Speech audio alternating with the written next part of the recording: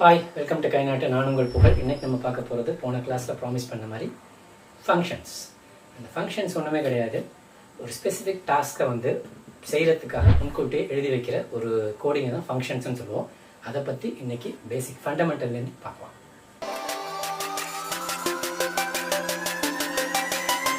ஆக்சுவலாக ஃபங்க்ஷன்ஸில் 2 டைப் இருக்குது. அதாவது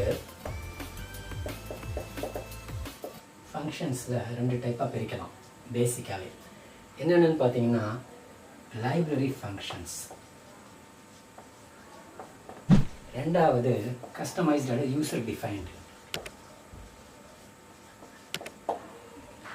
இது உங்களுக்கு ஏற்கனவே நம்ம நிறையா பார்த்துருக்கோம். ஏன்னா சிஸ்டம்லேயே எழுதி வச்சுருப்பாங்க ப்ரோக்ராமில். இப்போ ஃபார் எக்ஸாம்பிளுக்கு சொல்கிறதா இருந்தால் strlen, இது ஒரு ஃபங்க்ஷன் நம்ம யூஸ் பண்ணியிருக்கோம்.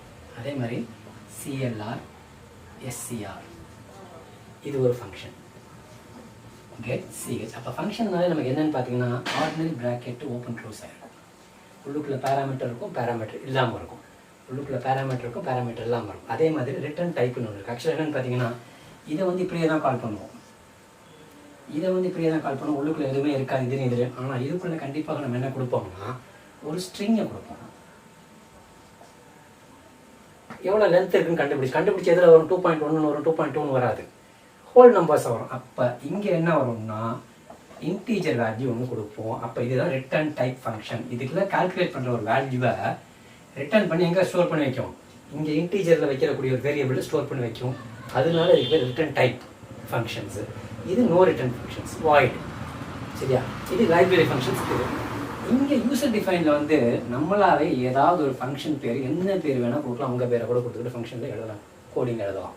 ரைட்டா? இப்போ இந்த ஃபங்க்ஷன்ஸை பற்றி தெளிவாக பார்க்கலாம். ஆக்சுவலாக நம்ம பார்க்க போகிறது அந்த யூசர் டிஃபைன் ஃபங்க்ஷன்ஸ்.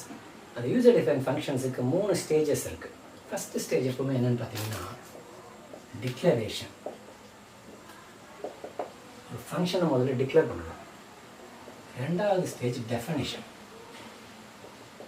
அந்த ஃபங்க்ஷனுக்குள்ள என்ன டாஸ்க்கை பெர்ஃபார்ம் பண்ண போகிறோம்னு சொல்லணும். தேர்ட் ஸ்டேஜ் கால். அந்த ஃபங்க்ஷனை கால் பண்ணி எங்கெங்கெல்லாம் வேணுமோ அங்கே யூஸ் பண்ணிக்கணும்.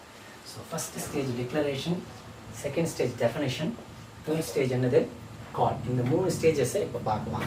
ஆக்சுவலாக டெஃபினிஷன் சொன்னால், அந்த டெஃபினிஷன் என்னென்னா, முதல்ல இதனுடைய சின்டாக்ஸ் பார்த்தீங்கன்னா, ஃபங்க்ஷன் நேம். சரியா? உள்ளுக்குள்ள பேராமீட்டர்,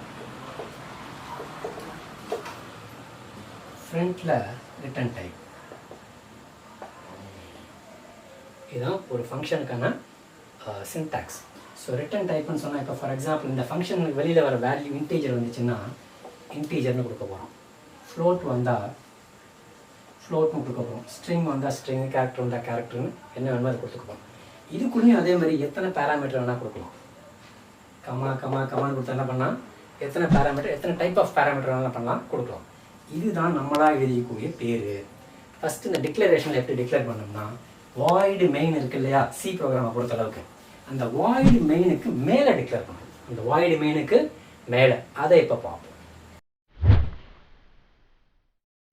இப்போ அதை டிக்ளேர் பண்ணுறது பார்த்தீங்கன்னா, வாய்டுனா எம்டின்னு அர்த்தம். It returns nothing, no return type function. எதுவுமே ரிட்டர்ன் ஆகாது அதுக்குள்ளேருந்து. ரெண்டாவது ஃபங்க்ஷனோட பேர் சம்முன்னு வைக்கிறேன். உள்ளுக்குள்ள பேராமீட்டரில் எத்தனை பேராமீட்டர் வேணால் பாஸ் பண்ணான்னு சொன்னேன். ஆனால் டிக்ளேர் பண்ணும்போதோ அந்த டைப்பை மட்டும் சொன்னால் போதும். நான் 2 இன்டீஜர் பாஸ் பண்ண போகிறேன். ஸோ அதனால் இன்டீஜர் இன்டீஜர் முடிச்சுக்க. இது எங்கே எழுதுவேன்? வாய்டு மெயினுக்கு மேலே குளோபலாக டிக்ளேர் பண்ண போகிறோம். இது எங்கே எழுத போகிறோம்? வாய்டு மெயினுக்கு மேலே எழுதிச்சுன்னா ப்ரோக்ராமில் எங்கே வேணாலும் யூஸ் பண்ணிக்கலாம், எத்தனை டைம் வேணாலும் யூஸ் பண்ணிக்கலாம் அந்த ப்ரோக்ராமில். அதனால் அது குளோபல் டிக்ளரேஷன் சொல்லுவோம். வாய்டு மெயினுக்குள்ளே யூஸ் பண்ணோம்னா, அந்த வாய்டு மெயினுக்கு ப்ராக்கெட் ஓப்பன் பண்ணி க்ளோஸ் பண்ணுறோம்ல, வாய்டு மெயினுக்குள்ளே, அதுக்குள்ளே மட்டும்தான் அதை யூஸ் பண்ண முடியும். ஸோ அதனால் வாய்டு மெயினுக்கு வெளியில் எழுதிட்டோம்னு சொன்னால் அதை அந்த ப்ரோக்ராமில் எங்கே வேணாலும் யூஸ் பண்ணிக்கலாம். ஸோ அதனால் இதுதான் டிக்ளரேஷன் பார்ட் முடிஞ்சிருச்சு. சரியா? இப்போ அடுத்தது டிஃபைன் பண்ண போகிறேன். டெஃபினேஷன். டிஃபைன் பண்ணுறது எப்படி டிஃபைன் பண்ண போகிறோன்னா, இதே தான் வாய்டு சம்மா. இதுக்கு பேர் இப்போ தான் உள்ள 2 பேராமீட்டருக்கு அது பேராமீட்டர் நேம், வேரியபிள் நேம் கொடுக்க போகிறேன். Integer variable. int a int b. இங்கே செமிகோலன் கொடுக்கக்கூடாது. ஏன்னா இந்த மெத்தட் அல்லது இந்த ஃபங்க்ஷன் இங்கே ஆரம்பித்து முடிய போகிறது இங்கே முடிய போகுது. இங்கே என்ன பண்ண போகிறேன், int c இன்னொரு வேரியபிள், இது வந்து லோக்கல் வேரியபிள், இதுக்குள்ளே மட்டும்தான் யூஸ் ஆகும். இப்போ என்ன பண்ண போகிறேன், c is equal to a plus b. ரைட்டா?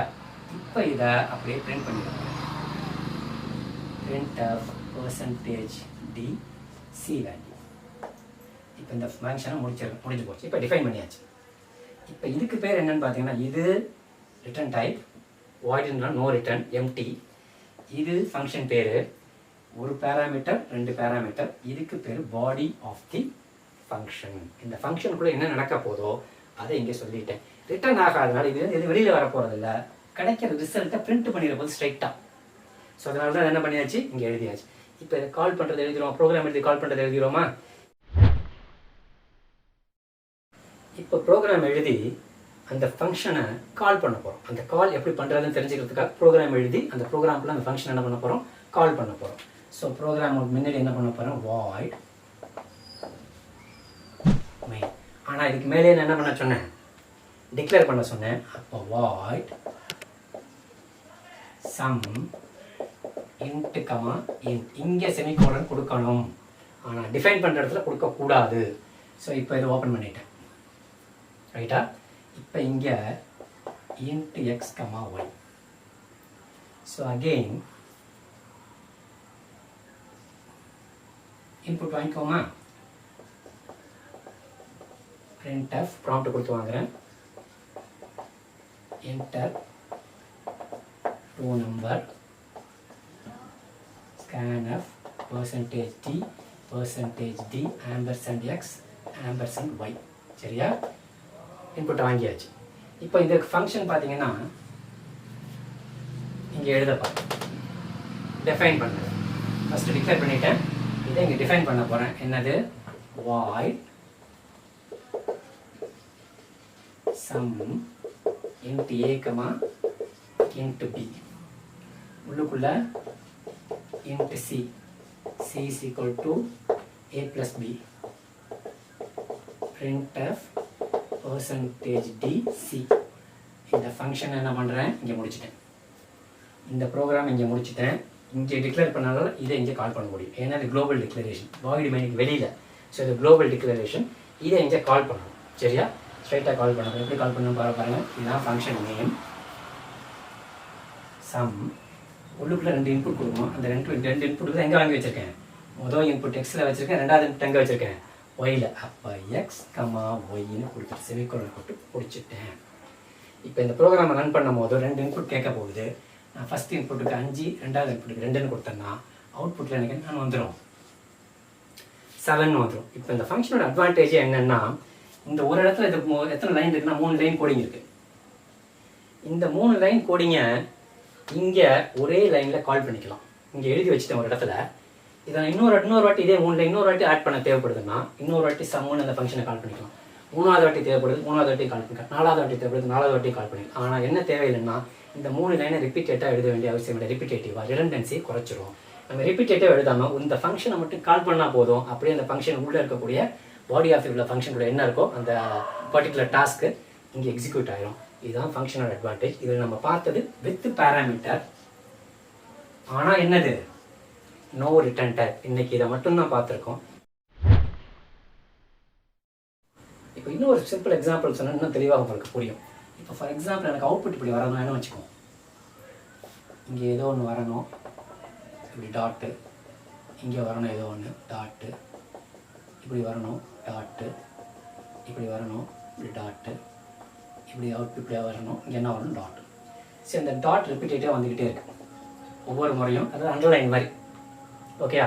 இப்படி எனக்கு அவுட்புட் வரணும். அப்போ இந்த டாட்டுக்கு நான் கோடிங் எழுதுவேன். இப்படி ஒரு டாட் வரதுக்கு என்ன பண்ணுவேன், கோடிங் எழுதுவேன். இந்த கோடிங்கை ஃபங்க்ஷனில் எழுதிட்டேன்னா ஒரு இடத்துல, 2 இடத்துல, 3 இடத்துல, 4 இடத்துல, 5 இடத்துல கால் பண்ணிக்கலாம். அது எப்படின்னு பார்த்துருவோமா? இப்போ பாருங்கள். First declaration. ஃபஸ்ட்டு என்னது, டிக்ளரேஷன். இங்கே டிக்ளேர் பண்ண போகிறேன் வாய்ட். ஏன்னா நோ ரிட்டர்ன் டைப் தான் பார்த்துட்ருக்கோம். ஸோ வாய்ட், நோ ரிட்டர்ன்னா வாய்ட், எம்டி.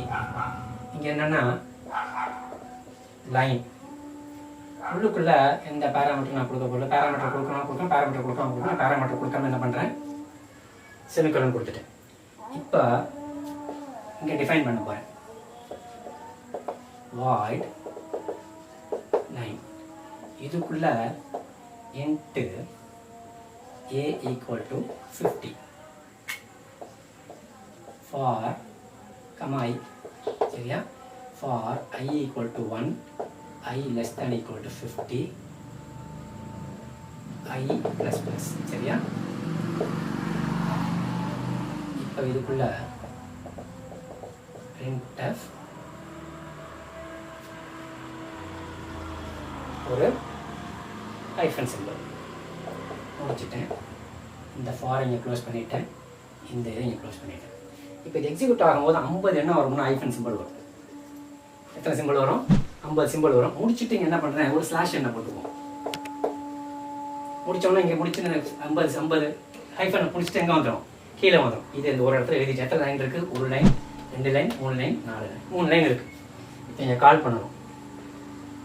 இப்போ இங்கே ஏதோ ஒரு பிரிண்ட்டு பிஎஃப்னு போடுற பிரிண்ட்டுக்கு பதிலாக ஏதோ ஒன்று பிரிண்ட் பண்ணுறோம். இங்கே ஸ்ட்ரைட்டாக என்ன பண்ண போகிறேன், லைன்னு கால் பண்ணிடுறேன். அடுத்து ஒரு printf லைன்னு கால் பண்ணிடுறேன். அடுத்து லைனை கால் பண்ணுறேன். அடுத்தடுத்து ப்ரோக்ராம் முடிச்சுட்டு லைனை கால் பண்ணிடுறேன். அப்போ பார்த்தீங்கன்னா 1 2 3 4 இடத்துல கால் பண்ணியிருக்கேன். 4 லைன் தான் யூஸ் பண்ணியிருக்கேன். இங்கே 1 2 3 லைன். இந்த 3 லைன் இங்கே எழுதிங்கன்னா இங்கே ஒரு 3 லைன், இங்கே ஒரு 3 லைன், இங்கே ஒரு 3 லைன், இங்கே ஒரு 3 லைன், 12 லைன் எக்ஸ்ட்ரா இருக்கும். அதுக்கு பதிலாக என்ன பண்ணிட்டோம், 4 லைனில் முடிச்சு 8 லைனை குறைச்சிட்டோம். இந்த ரிடண்டன்சி, இந்த கோடிங்கை மறுபடியும் எழுத தேவையில்லைன்றதுக்காக தான் என்ன யூஸ் பண்ண போகிறோம், ஃபங்க்ஷன் யூஸ் பண்ண போகிறோம். இது உங்களுக்கு தெளிவாக புரிஞ்சிருக்கும்னு நினைக்கிறேன். அப்படி புரிஞ்சிருந்தால் உங்கள் ஃப்ரெண்ட்ஸுக்கும் ஷேர் பண்ணுங்கள், லைக் பண்ணுங்கள், கமெண்ட் பண்ணுங்கள். நெக்ஸ்ட் வீடியோவில் நோ ரிட்டன் டைப் பார்த்தோம், ரிட்டன் டைப் ஃபங்க்ஷனுக்கு பார்க்கலாம். பாய்.